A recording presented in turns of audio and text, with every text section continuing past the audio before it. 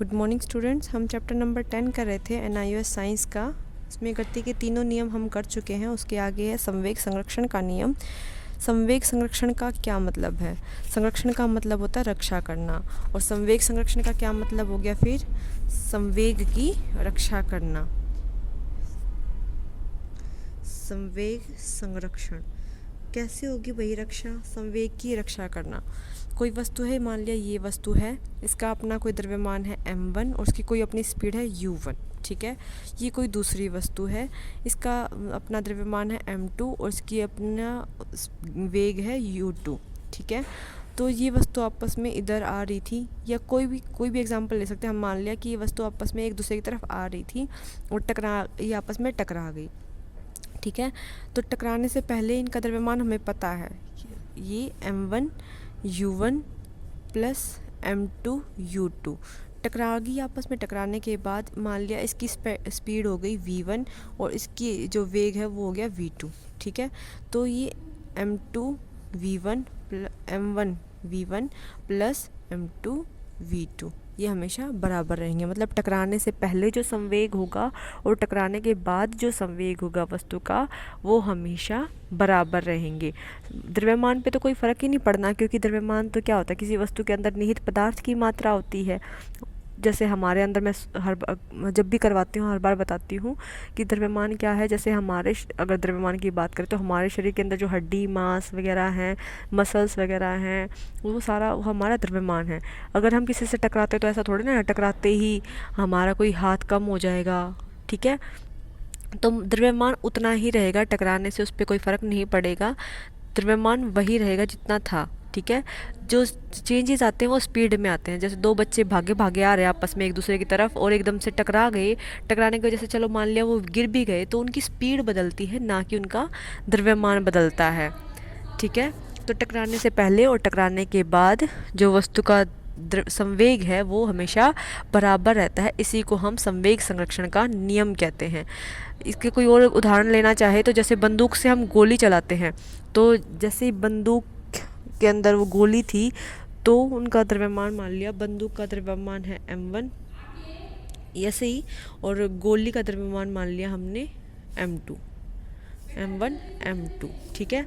ऐसे ही फिर जब पहले दोनों की दोनों क्या थी, विराम अवस्था में थी, तो इसकी स्पीड भी कितनी थी, वेग कितना था 0, और इसका वेग भी कितना था 0। मान लिया कि टकराने के बाद उनकी गति है वो v1 और इसकी होगी v2। टकराने के बाद जब हमने गोली से फायर किया तो बंदूक की गति क्या हुई और जो बुलेट की गति है वो क्या हुई। ये जो संवेग है इसका अगर हम कैलकुलेट करें तो बंदूक चलने से पहले, गोली चलाने से पहले जो संवेग था और गोली चलाने के बाद भी जो संवेग था वो हमेशा बराबर रहते हैं, ठीक है। ये संवेग संरक्षण का नियम। इसके ऊपर न्यूमेरिकल आते हैं बेटा, जिसको करने हों वो बता देना, नहीं तो न्यूमेरिकल मैं नहीं करवा रही हूँ ज़्यादातर बच्चों को, क्योंकि बहुत बच्चों को प्रॉब्लम हो जाती है, यहीं पे सारा चैप्टर ही भूल जाते हैं फिर वो। नेक्स्ट है घर्षण। घर्षण क्या होता है? जब कोई वस्तु को हम दूसरी सतह पे मूव करवाएं तो जो दूसरी सतह है वो पहले वाली वस्तु पे एक बल लगाती है उल्टी दिशा में, ताकि उसकी गति रुक जाए, ठीक है। उसको हम घर्षण बल कहते हैं। नॉर्मली भी हम जैसे देखना चाहें तो जैसे टायर वाली चेयर जो होती है उनको हम इजीली मूव कर पाते हैं। क्यों मूव कर पाते हैं? क्योंकि उन पे घर्षण बल कम लगता है।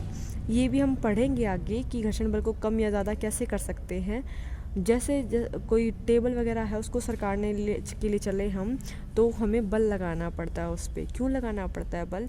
क्योंकि जो फर्श है वो उस वस्तु पे उल्टी दिशा में बल लगा रहा है, जिसकी वजह से वस्तु को मूव नहीं हो रही है हमारी वस्तु, तो ये घर्षण बल होता है। जब किसी वस्तु को हम दूसरी वस्तु पर गति करवाएं, दूसरी सतह पर गति करवाएं, तो जो सतह है वो उस पर बल लगाती है, लेकिन वो उल्टी दिशा में लगाती है, ताकि उसकी मूवमेंट को रोक सके, या मतलब आगे बढ़ने से रोक सके, ठीक है। इसलिए हमें बल है वो इतना ज़्यादा लगाना पड़ता है ताकि वो घर्षण बल को हम पार कर सके, तभी हमारी वस्तु मूव कर पाएगी। जैसे टेबल को फिर भी हम सरका सकते हैं, लेकिन अगर हम बेड सरकाने की बात आए तो बेड ज़्यादा बड़ा हो जाता है और उसका एरिया ऑफ कांटेक्ट मतलब फ़र्श के साथ ज़्यादा टच में होता है वो बेड। इस वजह से हम बेड को सरका नहीं पाते, घर्षण बल उस पर ज़्यादा लगता है, इसलिए वहाँ पे घर्षण बल ज़्यादा होने की वजह से उसकी मूवमेंट भी हम कम करवा पाते हैं। ठीक है, घर्षण बल को प्रभावित करने वाले कारक क्या क्या हैं? तो एक तो यही बता दिया कि मैंने एरिया की मतलब कोई वस्तु कितनी छोटी या बड़ी, कितने कांटेक्ट में है दूसरी सतह के, उसके हिसाब से डिपेंड करता है कि घर्षण बल ज़्यादा होगा या कम होगा। ठीक है, जैसे कोई फ्रिज को हमें सरकाना है, फ्रिज है हमारे पास, ये मान लिया ये फ्रिज है और ये हमारा फर्श है। अगर हम फ्रिज के ऊपर फर्श के ऊपर फ्रिज को सरकाने की कोशिश करेंगे तो बल ज़्यादा लगेगा। क्यों ज़्यादा लगेगा? क्योंकि जो फ्रिज का एरिया है, जो नीचे वाला पार्ट है, वो बिल्कुल फर्श से टच है। लेकिन इसी फ्रिज के नीचे अगर हम टायर वाला वो टेबल ले आते हैं और वो लगा देते हैं तो हम अब इजीली फ्रिज को मूव कर सकते हैं। क्यों कर सकते हैं? क्योंकि ये जो पहले कितना एरिया कांटेक्ट में था फर्श के साथ, इतना ज़्यादा, अब सिर्फ ये छोटा टायर का ये नीचे वाला हिस्सा ये कांटेक्ट में है, तो यहाँ पे हम इसको इजीली मूव करवा सकते हैं। तो घर्षण बल को प्रभावित करने वाला पहला कारक तो यही है कि कितना क्षेत्रफल हमारा सतह के साथ कांटेक्ट में है किसी वस्तु का। तो पहला तो कारक यही है। अगर हमें छोटी सी कोई चीज़ सरकानी है तो उसको हम सरका सकते हैं, क्योंकि घर्षण बल थोड़ा कम ही होगा उसमें। ज़्यादा बड़ी वस्तु को सरकाने के लिए घर्षण बल ज़्यादा लगेगा, क्योंकि उसकी सतह ज़्यादा कांटेक्ट में होती है। ठीक है, दूसरा कारक यही है कि ये देखना पड़ता है कि जो सतह है जिसके ऊपर हम सरका रहे हैं वो कैसी है, खुरदरी है या फिर वो फर्श प्लेन है। ठीक है, जैसे फ्रिज को भी हम सरका रहे हैं, अगर हमारा फर्श उबड़ खाबड़ है, टूटा हुआ फर्श है, तो वहाँ पे हमें ज़्यादा बल लगाना पड़ता है। लेकिन अगर हमारा फर्श चिकना है तो उसके ऊपर हम इजीली उस वस्तु को मूव करवा सकते हैं। ठीक है, तो ये दोनों कारक घर्षण बल को प्रभावित करते हैं। पहला कारक क्या है कि वस्तु कितनी ज़्यादा एरिया उसका कांटेक्ट में है, कितना ज़्यादा क्षेत्रफल उसका दूसरी सतह के कांटेक्ट में है। और दूसरा कारक क्या है कि जो सतह है वो चिकनी है या खुरदरी है। तो ये दोनों पॉइंट्स हैं, करवा रखे मैंने नोटबुक में, आप एक बार ध्यान से पढ़ लीजिएगा। ठीक है, उसके बाद घर्षण बल के लाभ और हानियाँ बताई गई बेटा। घर्षण बल के लाभ क्या क्या हैं? घर्षण बल के लाभ बहुत ज़्यादा हैं। जैसे हम चल फिर भी पा रहे हैं वो घर्षण बल के कारण। अगर घर्षण बल ही ना हो तो हम फिसलते हुए घूमेंगे। ठीक है, चल ही नहीं पाएंगे, घर्षण बल होगा ही नहीं तो हम चल ही नहीं सकते। तो घर्षण बल के लाभ हैं कि हम चल फिर पाते हैं, हम कॉपी पे लिख पाते हैं, क्योंकि अगर घर्षण बल नहीं होगा तो हमारा पेन भी कॉपी पे फिसलेगा और हम लिख ही नहीं पाएंगे।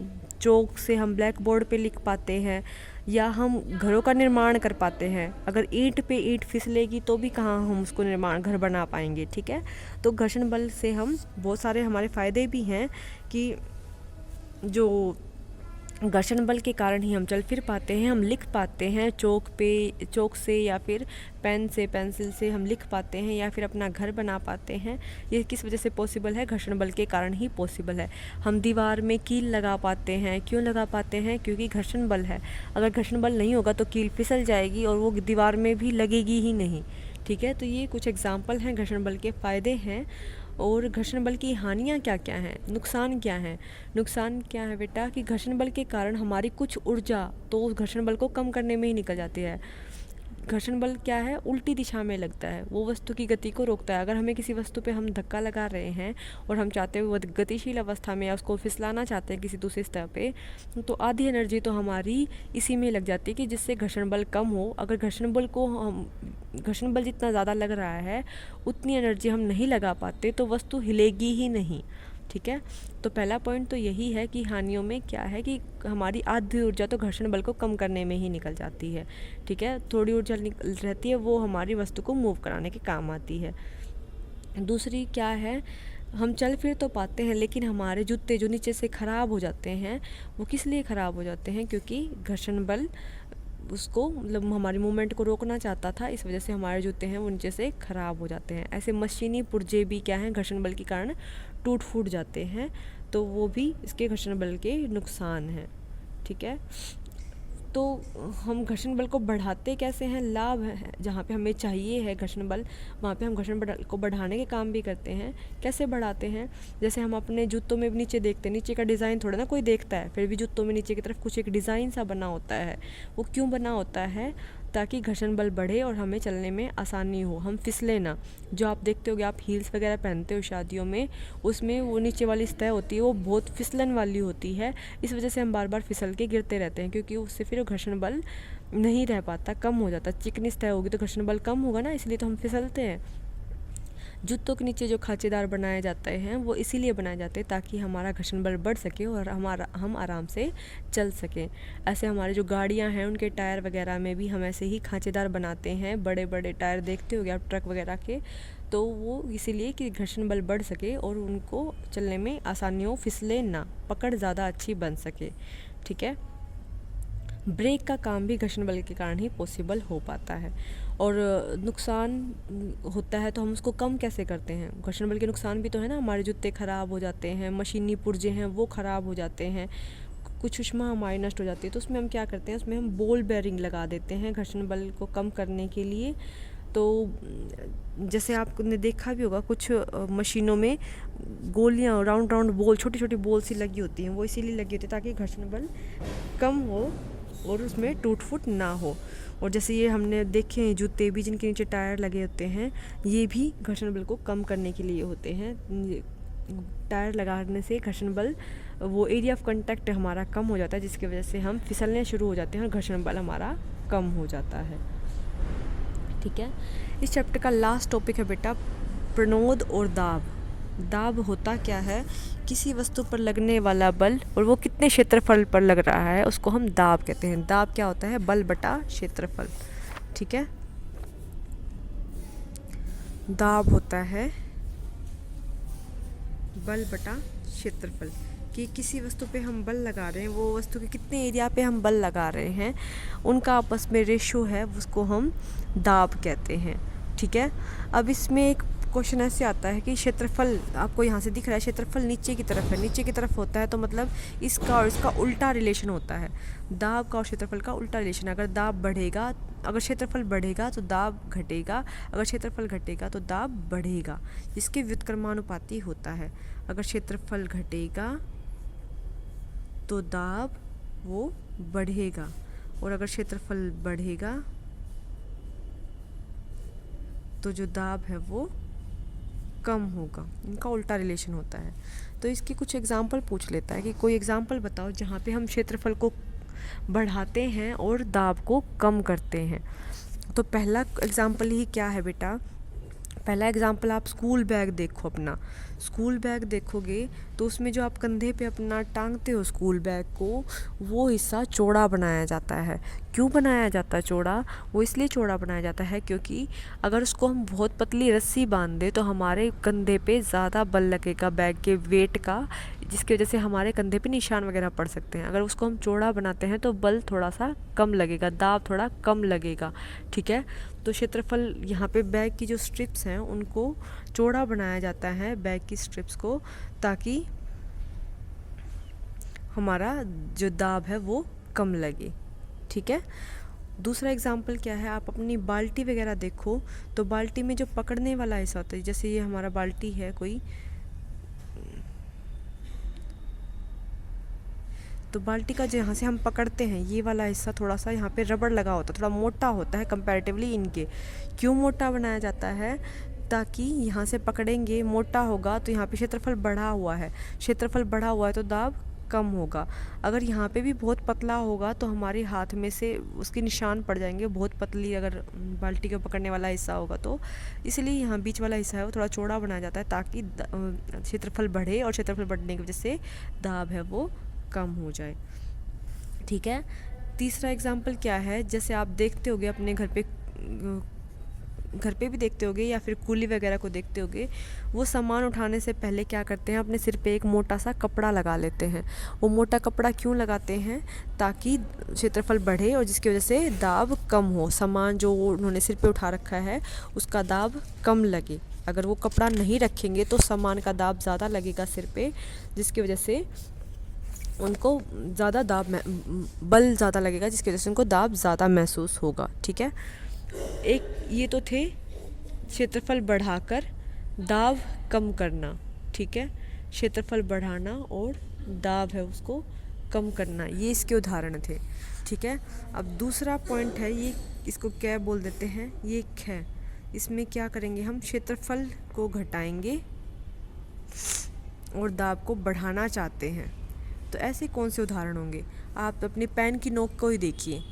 पेन की नोक अगर इसको हम चौड़ा बना दें, जैसे ये पेन पीछे से इतना चौड़ा चौड़ा सा है, या इसके रिफिल को ही देख लें, रिफिल जितना चौड़ा बना दे तो वो ऐसा थोड़ा ना लिख पाएगा जैसे हम अब लिखना चाह रहे हैं। तो जो पेन या पेंसिल है, हमारा पहला पॉइंट तो यही हो गया, पेन या पेंसिल की अगर नोक देखें हम तो वो पतली बनाई जाती है, क्षेत्रफल उसका कम किया जाता है। क्यों किया जाता है, ताकि दाब बढ़ सके। ठीक है, दूसरा पॉइंट क्या है, जैसे जो सुई वगैरह है, सुई जिससे हम कपड़े सिलते हैं, या तलवार वगैरह है, तो उनकी जो नोक है उसको पतला बनाया जाता है। क्यों पतला बनाया जाता है, ताकि उससे दाब ज़्यादा लग सके। ठीक है, तीसरा एग्जाम्पल क्या है, कील वगैरह को आप देखिए, तो कील में भी अगर कील वाला जो चौड़े वाला हिस्सा, कील कैसी होती है, पीछे से एक चौड़ा सा हिस्सा और आगे एक तीखा सा हिस्सा होता है, ऐसी होती है ना कील। तो अगर हम इस वाले हिस्से से, चौड़े वाले हिस्से से कील को दीवार में लगाने की कोशिश करें तो क्या लग जाएगी कील दीवार में, नहीं लग पाएगी। इसीलिए हम क्षेत्रफल कम कर देते हैं, उसको नुकीला बना देते हैं, ताकि वो दीवार में आसानी से फंस सके, उस पर दाब ज़्यादा लग सके। तो ये कुछ एग्जाम्पल थे, एक दो एग्जाम्पल आप नोटबुक से याद कर लीजिएगा। ठीक है, देखो इसमें ये ऐसे ही आते हैं क्वेश्चन, आपसे सीधा नहीं पूछा जाता। देखो आपको क्वेश्चन दिख रहा होगा, भारी बोझ उठाने वाले कुली सिर पर कपड़े का गोल टुकड़ा क्यों रखते हैं।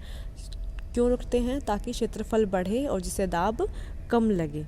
ठीक है, कील में सिरा तीक्ष्ण क्यों होता है, तीक्ष्ण क्यों होता है, ताकि क्षेत्रफल को हम घटा देते हैं, ताकि दाब को बढ़ाना चाहते हैं, जिससे कील हमारी दीवार में आसानी से चली जाए दीवार के अंदर। थर्ड क्वेश्चन भी देखो यही है, कंधे पर लटकाने वाले थैलों में चौड़ी पट्टी क्यों लगी होती है। अगर वो पट्टी बहुत पतली लगी होगी तो दाब ज़्यादा लगेगा, जिसकी वजह से हमें ज़्यादा परेशानी महसूस होगी। उसको दाब को कम करने के लिए हम वहाँ पे चौड़ी पट्टी लगाते हैं। यहाँ पे आपका चैप्टर नंबर 10 फिनिश हो जाता है बेटा। कोई प्रॉब्लम है तो पूछ लेना।